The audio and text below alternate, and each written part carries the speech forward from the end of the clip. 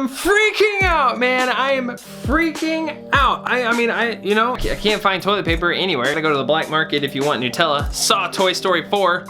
Wasn't a fan. A spork is not a toy, no matter how many antique shops you rob. There is obviously a lot going on right now, and for most of us, it's not often that we wake up feeling worried and anxious, overwhelmed with how we're going to move forward, how we're going to progress, what kind of plans are we gonna make, when are they gonna open up Buffalo Wild Wings again? I mean, there are so many questions and not enough answers. It can be, you know, normal to feel anxious. Well, don't you worry, kids, because in this video, I'm gonna talk to you about some of that anxiety. So get out your pens and papers. This is gonna be a good one.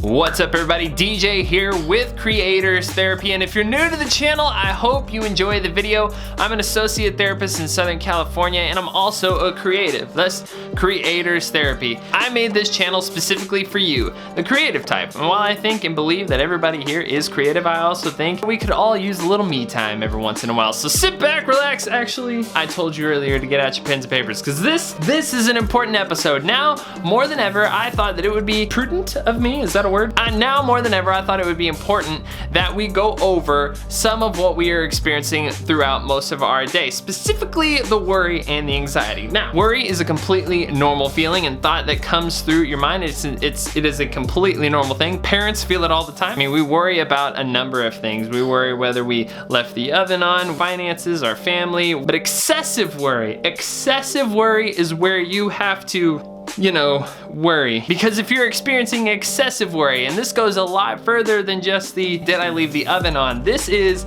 Andy is running back up the stairs, everybody's got to hit the deck because we got to pretend to be lifeless toys. But excessive worry is something that can get invasive in life. It's something that a number of people experience every single day. Worry is not a permanent state, but it can get irrational, it can get uncontrollable, and it can get very overwhelming. This is something that we call excessive worry. If you're experiencing excessive worry, then chances are you've had a few bouts with anxiety. Anxiety disorders are among the most common mental disorders diagnosed throughout the United States. 40 million Americans among those ages 18 and up. Anxiety is highly treatable, but only about 36% of the people with anxiety seek treatment. And that's a problem, which is why I'm creating this video, because especially right now, I'm sure that number is jacked on up.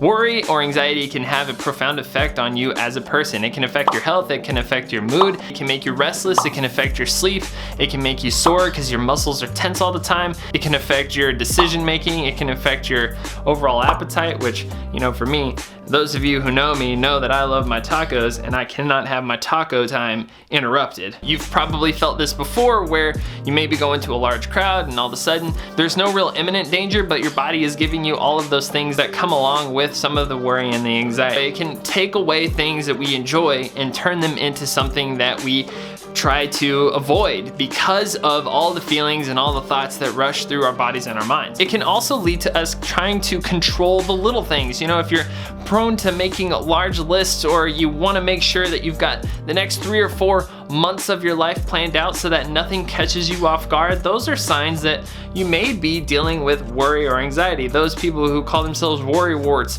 or control freaks are typically people that are a bit more sensitive than others to anxiety. Now, when anxiety gets serious enough, people can run into something that we call an anxiety attack or a panic attack. It feels like a heart attack, but it's not. It's an anxiety attack. Very important difference, even though they kind of feel like the same thing. The anxiety attack is brought on by your body's reaction to your anxiety or to your worry. This is called a fight or flight response. This is instinctual, this is built into us. You see this in animals, you see this in people. Anytime that there's imminent danger, anytime that there's a dangerous situation or a threatening situation, your body gets ready to either fight or run off. You may recognize this with increased heart rate, your muscles tense up, you feel that rush of adrenaline, you know, your palms get sweaty, mom's spaghetti. That was a bad joke. All of these things are signs that your body is in fight or flight mode. What we're seeing in front of us and what our mind is processing doesn't match up, and so it can be very overwhelming overwhelming and be very unnerving whenever you experience a panic attack or an anxiety attack. So how do you deal with an anxiety attack? How do you deal with anxiety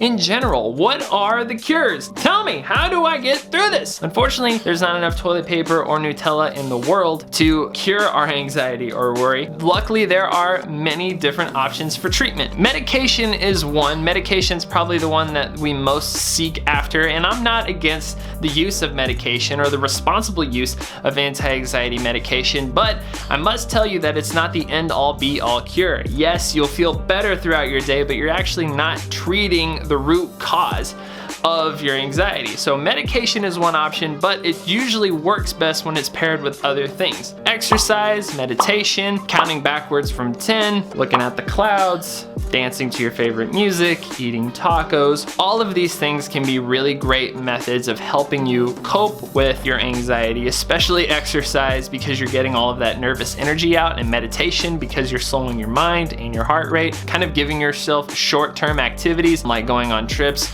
or taking yourself out of your environment that's causing you stress. All of these things can be really helpful when helping address your anxiety or your worry. Really, it comes down to finding the right combination of coping skills or a coping skill that will help you along your way. It's all about finding the right combination of things for you that will help you with your anxiety. And if you just Google it, there are literally hundreds of suggestions for how to deal with anxiety. Now, an anxiety attack, like I was saying before, an anxiety attack is a sudden episode of intense fear based on a trigger or a situation or just your thoughts becoming overwhelming. Your body is perceiving a threat where there is no real threat, whether it be large crowds, loud noises, even thoughts of dread or the what if questions, if they keep kind of circulating in your mind. All those things can be triggers for anxiety attacks. Now, an anxiety attack can differ from person to person. It can last a few minutes, it can last for a couple of hours. One thing that I always suggest to my clients is something called the 4-7-8 rule. You might have heard of this before, but simply what you do is you inhale for a count of 4, you hold that breath for a count of 7,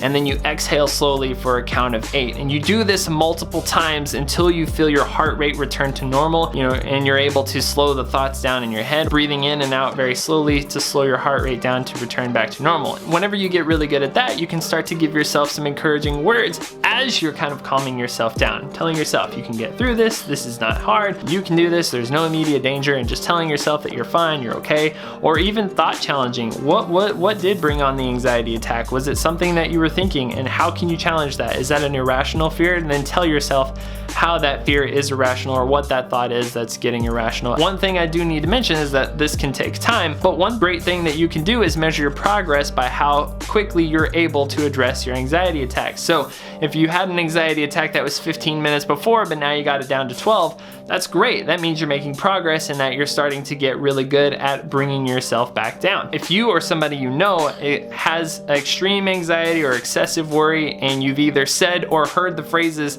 "This is not that big of a deal," or "Why are you freaking out?" This is not usually a sign of somebody being insensitive to those experiences. This really is more of a sign of not understanding what the experience is all about, not really having enough information, or not having context for what you're going through. Dealing with anxiety is not an impossible task. Like I said earlier, even if you just Google coping skills for anxiety, you'll find a ton of helpful tips and articles and blogs, and maybe a nice little video that will help you to be able to navigate your anxiety better. Personally, I believe that one of the most helpful ways that you can deal with your anxiety is seeking out a mental health professional like myself to help you cope with your anxiety. Obviously, anxiety or worry, those things don't come from nowhere. They can be a sign of a chemical imbalance going on within your body, or they can be caused by past experiences, present experiences, your job, Toy Story 4. It can come from a number of different places, and having a therapist to collaborate with you on your treatment and talk you through some of these things can help you narrow that down and then help you to really figure out which coping skills and long-term coping skills are gonna be the best fit for you. Just because there's so many coping skills out there, it's important to really be able to understand yourself better so you're able to better apply the coping skills that you've learned, or learn coping skills that will apply to you specifically. This is definitely where seeking out a mental health professional can really be helpful for you in the long run. Anxiety is no joke, and it's not a simple matter. Hopefully this video has taught you a little bit about where this stuff comes from and how to deal with it, and I hope that you have found this video helpful. If you have, be sure to subscribe to the channel to see more videos like this and to see more of my face, or like this video and share it with a friend that you think it might be helpful for.